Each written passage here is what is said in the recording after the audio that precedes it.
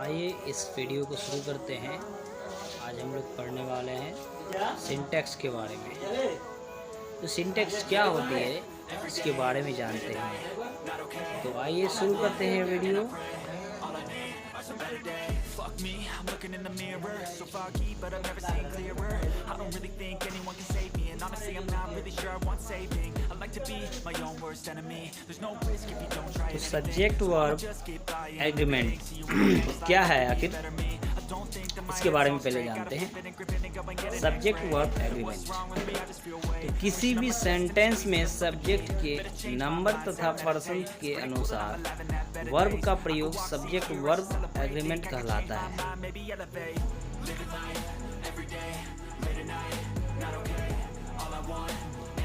तो यदि subject singular हो तो वर्ब सिंगुलर प्रयुक्त होता है, यदि सब्जेक्ट प्लूरल हो तो वर्ब प्लूरल प्रयुक्त होता है। Stuck between a rock and a hard place. Do I work hard or live at my pace? You're only young once, yeah that's all great, but I also want a future where I'm okay. Living life is doing lots of cocaine. Wait no, it's living with no shame. Wait no, it's verb का सही रूप में प्रयोग करने के लिए यह आवश्यक है कि आप सिंगुलर और प्लूरल सब्जेक्ट तथा सिंगुलर और प्लूरल वर्ब को पहचाने। न पहचान पाने के कारण ही आप वर्ब के प्रयोग करने में भूल कर बैठते हैं। तो आइए जानते हैं सिंगुलर सब्जेक्ट और सिंगुलर वर्ब।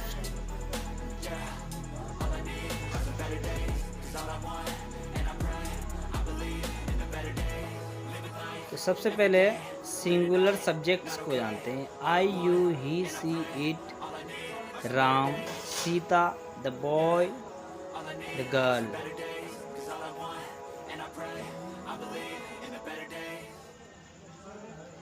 फिर है singular verbs. Am, is, was, has, does, writes, drinks, reads.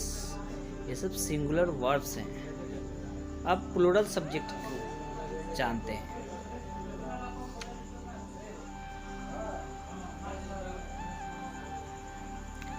Plural subject we, you, the, Ram and Shyam, Geeta and Rita, the boys, the girls.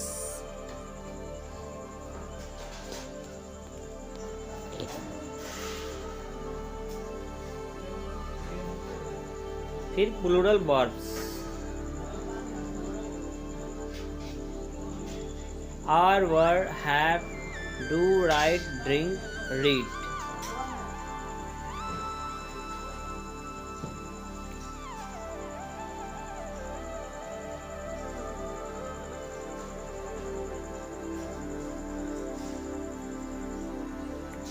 वर्षों से आप वर्ब्स के प्रयोग करते आ रहे हैं। इसके बावजूद इस चैप्टर के अध्ययन की अनिवार्यता महसूस होती है। इसका कारण यह है कि आपको सेंटेंस के सब्जेक्ट का पता नहीं चलता, या चलता भी है तो उसके नंबर और पर्सन्स के बारे में कंफ्यूज रहते हैं।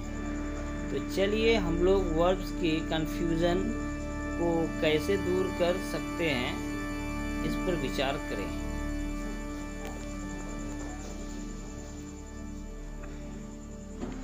सबसे पहले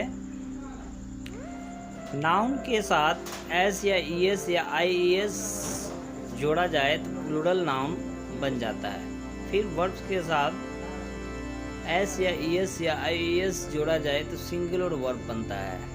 ठीक है दोस्तों, फिर हम रूल के माध्यम से समझते हैं।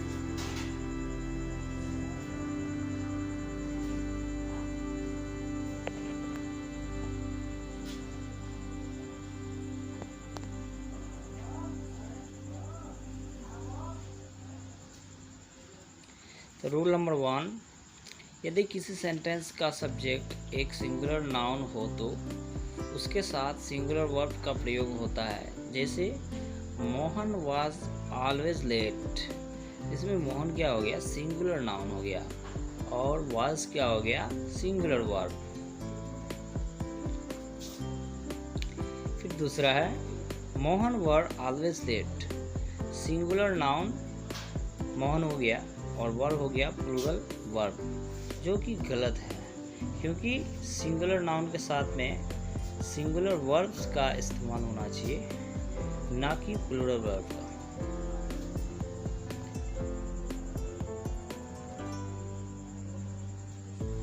रूल नंबर 2, आई का अर्थ तो सभी जानते हैं कि मैं होता है। आई का प्रयोग सिंगुलर सब्जेक्ट के रूप में होता है, लेकिन इसके साथ सिंगुलर वर्ब प्लूरल वर्ब का प्रयोग होता है। जैसे I am a teacher, I was a student, I had a cycle, I write a letter. इसमें सबसे पहले वाक्य में आई क्या हो गया, सिंगुलर सब्जेक्ट है, और दूसरा एम जो है वो सिंगुलर वर्ब है, इसलिए ये सही है। फिर है दूसरे वाक्य में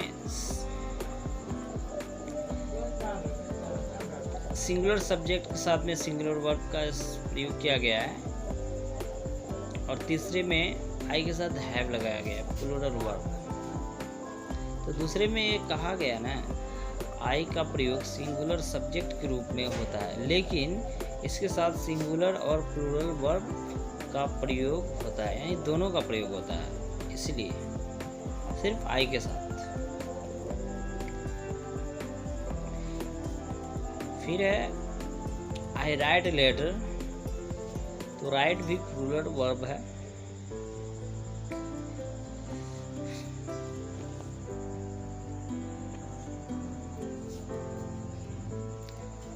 ठीक है दोस्तों, अब फिर जानते हैं रूल नंबर 3 को।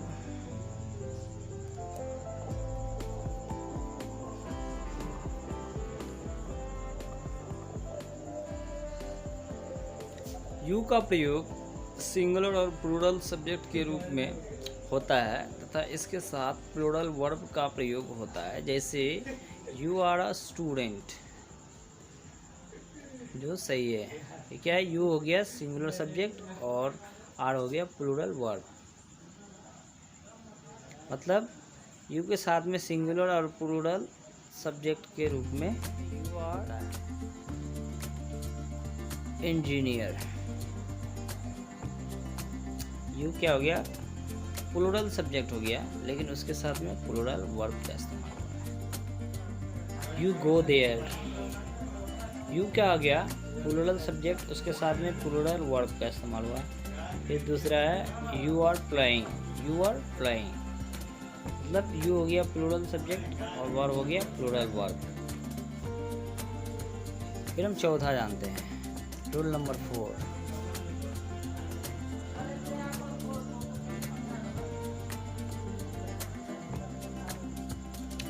क्या बोलता है, नीडंट और डेरेंट का प्रयोग सिंगुलर और प्लूरल सब्जेक्ट के साथ प्लूरल फॉर्म में होता है।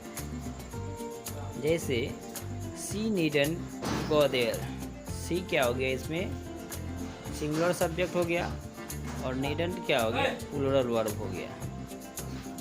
अब दूसरा है सी नीडंट गो देयर, सी क्या हो गया, सिंगुलर सब्जेक्ट और नीडंट क्या हो गया, सिंगुलर वर्ब। यानी नीडंट जहाँ भी रहेगा या डेरेंट, इन दोनों के साथ में सिंगुलर और प्लूरल फॉर्म में होता है।